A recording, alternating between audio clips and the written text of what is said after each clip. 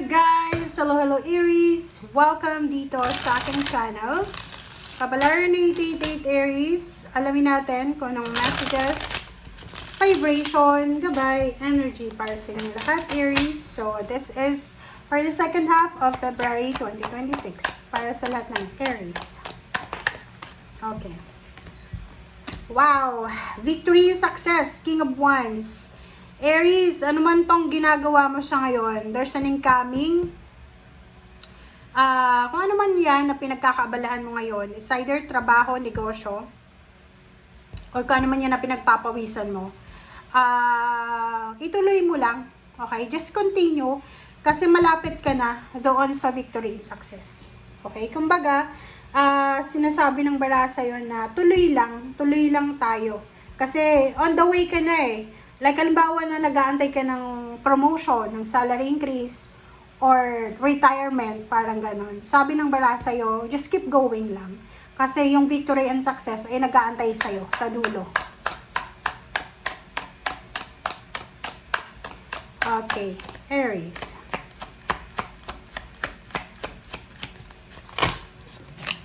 Wow! Oh, diba? Especially kung babae ka ni Aries. Sa mga babaeng Aries, kung ano man tong direksyon, moving forward kayo. Okay? Huwag kayong titingin sa likod nyo na.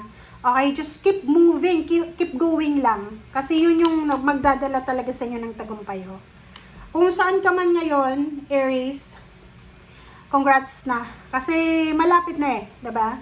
Maybe, isang taon na lang, magre-retire ka na, isang taon na lang, matatapos na yung problema mo, isang taon na lang, mahawakan mo na yung pera, alam sa mo money, ganito, mapopromote ka na. So, sinasabi ng bara sa'yo na just keep going, okay? Keep moving, keep going, papunta ka na doon sa financial success.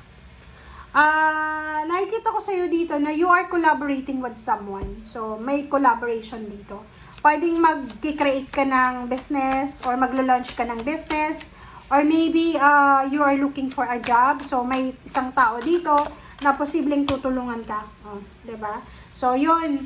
Parang sinasabi ng bara sa'yo, Aries, na konting tiis na lang, konting tiyaga na lang, you're on the way, papunta doon sa financial success. Kung nasa opisina ka or nasaan ka man ngayon, ano man yung pinagkakabalan mo, pinagpapaguran mo, sabi ng bara sa'yo dito na continue lang. Wag na wag kang susuko Okay? Wag na wag kang susuko. Okay? Aries. Kasi minsan, di ba? Minsan kung kailan malapit na, tsaka may mga tao na i-give up na talaga kasi pwede na pagod, ganito.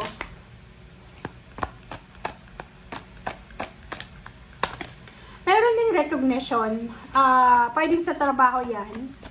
Pwedeng makatanggap ka ng recognition, ng awards, ng rewards, or kung ano pa man yan. 3 of disc, sabi ko na eh. This is collaboration. Dalawa yung 3 of disc mo. 3 of disc. So, sinasabi ng barahan na you are collaborating with someone na powerful siya. So, pwedeng magkakaroon ka ng negosyo, collaboration, partnership sa mga tao na pwedeng makatulong sa'yo para umunlad ka financially.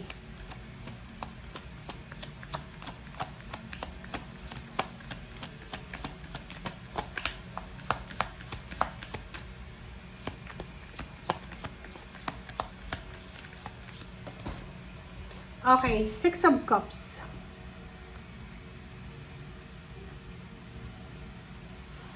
Yung 6 of Cups dito, this is about your past.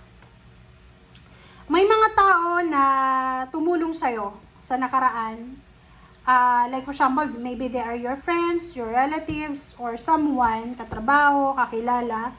Kung sino man ito na tumulong sa'yo dati, sila pa rin yung tutulong sa'yo sa ngayon. Okay? So, nakikita ko sa'yo dito na, like for example, isa kang Aries, tapos may negosyo ka, dati, na sobrang ganda ng negosyo mo.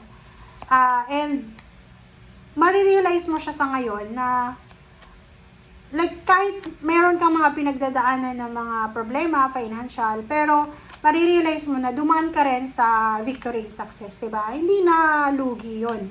Kaysa palagi na lang na failure. So, parang nakikita ko sa'yo dito na kahit anong pinagdadaanan mo, you're still thankful and grateful. Okay?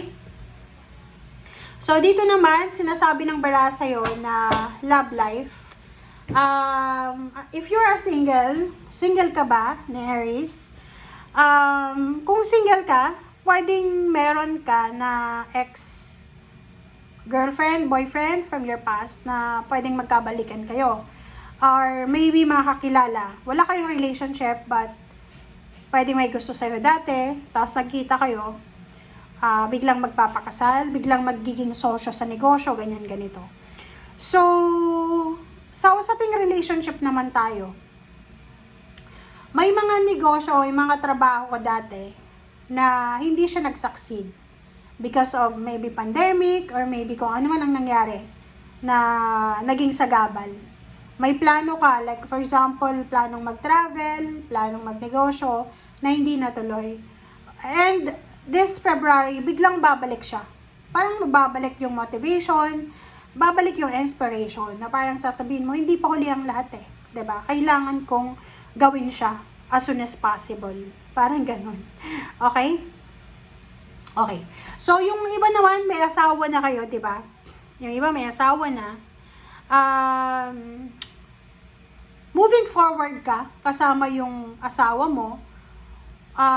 And nakikita ko sa'yo dito na pwedeng meron kayong pinagdaanan na hindi maganda ng asawa mo.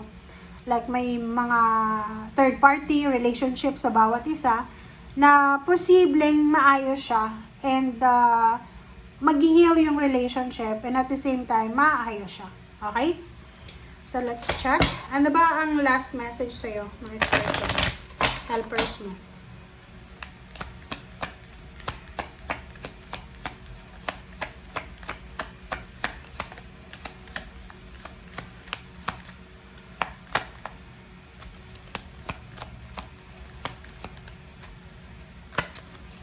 Okay, helpful person. So, yun na nga to. May isang tao dito, Aries, na gusto kang tulungan. Or may isang tao dito na kailangan mo ng tulong. Paki-comment sa comment section. Ikaw ba yung nangangailangan ng tulong or ikaw yung tutulong?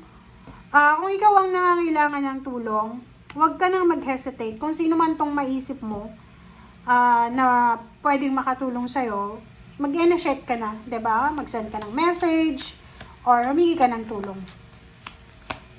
And if ikaw naman yung may kakayahan na tumulong, tumulong ka, 'di ba? Have faith, okay? So, ano man ang pinagdadaanan mo, Aries, sinasabi ng bara sa'yo na have faith, okay? Have faith. Your prayers are manifesting. Be positive, remain positive, and follow your guidance. Yun lang. Ano man ang pinagdadaanan mo sa ngayon, masaya, malungkot ka man, isipin mo na everything happens for a reason. Lahat ng nangyayari dito sa mundo may rason. Walang ano dito coincidence, wala. Lahat ng nangyayari may rason.